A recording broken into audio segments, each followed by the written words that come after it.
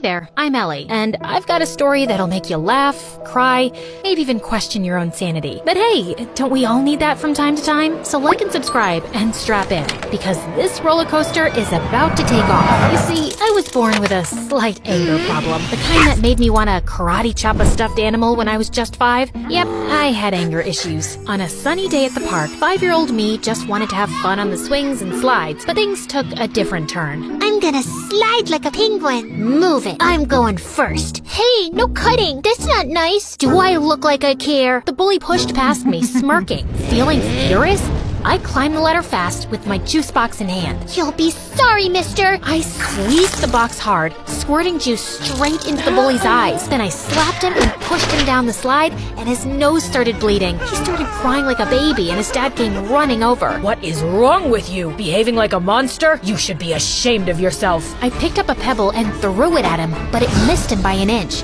Don't tell me how to feel. You should be thanking me for teaching your awful kid a lesson.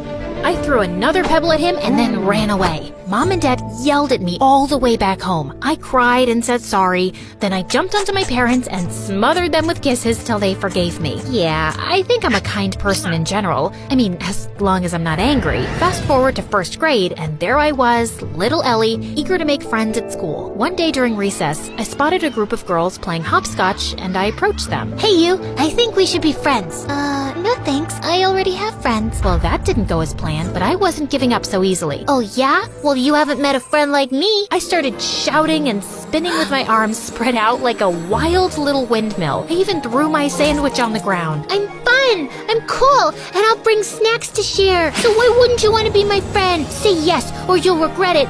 Say it. The girl hesitated, then let out a sigh.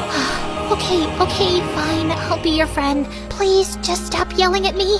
And just like that, I made a new friend. Her name was Lucy, and she was the best. 2 years later in 3rd grade, my family told me one day that we had to move for Dad's job. Scared of losing Lucy, I got really angry. I won't leave Lucy. She's my best friend, and I'm not going anywhere. I protested by staying in our backyard treehouse, and I refused to come down till my parents changed their mind. We know you're upset, but we have to think about what's good for the family. But when I didn't budge, my parents caved after a few days. I was so happy, I finally climbed down from the treehouse. And I learned that standing up for what matters can make a difference, and that my anger was the best thing I had. It gave me whatever I wanted. What I didn't realize back then, though, was that Lucy eventually figured she could take advantage of my anger issues to get her way too. If she wanted something from someone, she'd come up with a sneaky plan to get me all riled up against that person. Yeah, it always made me the bad guy fighting and bullying people, while Lucy looked like she was the nice, calm friend of a monster. But no one got seriously harmed. As we entered middle school, though, Lucy started doing it more frequently and for bigger things, and I began getting into serious trouble. Like one day, Lucy came to me saying that Mrs. Thompson had called her into her office and said she was giving her a C- on her project. You know what else she said?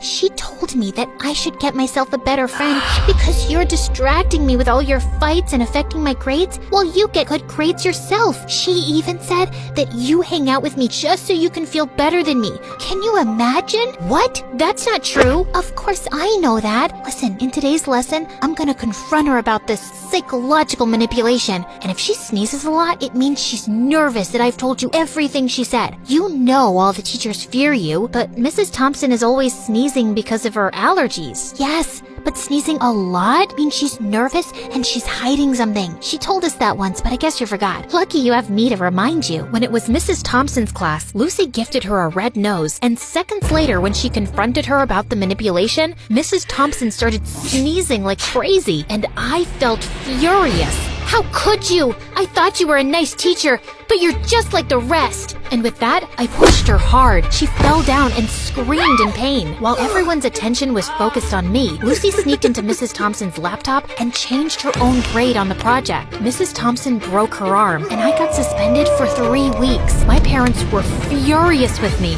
and insisted that I tell them exactly what happened. When I did, Mom said that Lucy was the manipulative witch here. I yelled at her and didn't talk to her for days. How could she say that about my BFF? Days later, I visited Lucy, and her mom opened the the door and looked at me like I was some cockroach.